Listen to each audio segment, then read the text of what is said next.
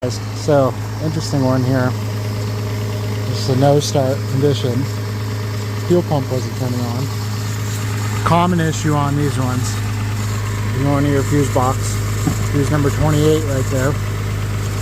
Come down here, you see that that's for the PCM. A lot of people don't know that that also has responsibility for running the fuel pump. PCM runs the fuel pump on these Trailblazers, especially the inline 6.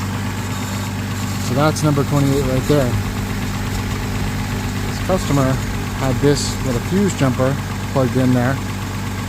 I don't know why they chose to go with number 28. If you look right here, focus.